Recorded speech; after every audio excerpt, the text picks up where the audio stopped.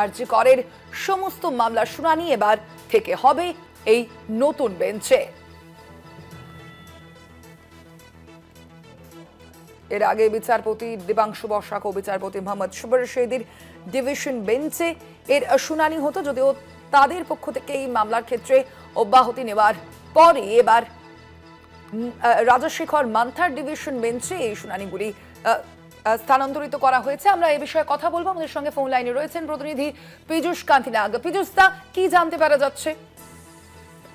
দেখো, আরজি করের ঘটনা সংক্রান্ত বিষয়ে যে মামলাগুলি কলকাতা হাইকোর্টে বিচারাধীন রয়েছে, তার মধ্যে রয়েছে সিবিআই এর নিম্ন আদালতের রায়কে চ্যালেঞ্জ করে সঞ্জয় রায়ের ফাঁসির আদেশ দেওয়া হোক। অপরদিকে সঞ্জয় রায় তার মুক্তি চেয়ে যে আবেদন জানিয়েছেন, এছাড়াও নির্যাতিতার পরিবারের পক্ষ থেকে যে সিবিআই তদন্তে পুনরায় তদন্তের আবেদন জানিয়ে যে মামলা রয়েছে, এই সব মামলাগুলি শুনানি হবে বিচারপতি রাজাশেখর মান্থা এবং বিচারপতি রায় চট্টোপাধ্যায়ের ডিভিশন বেঞ্চে। মূলত এই মামলাগুলি ছিল বিচারপতি দেবাংশু বসাক ও বিচারপতি মোহাম্মদ সাব্বাক রশিদির বেঞ্চে, কিন্তু বিচারপতি দেবাংশু বসাকের ডিভিশন বেঞ্চ এই মামলা থেকে অব্যাহতি নেন।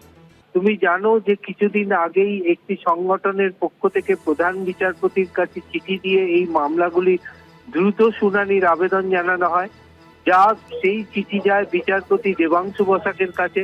বিচারপতি দেবাংশু বসাক জানিয়ে দেন তার হাতে মামলার এত জমে রয়েছে, বিচারাধীন রয়েছে, সুতরাং এই মামলার শুনানি গ্রহণ করতে গেলে অন্য মামলাগুলির শুনানি সম্ভব হবে না।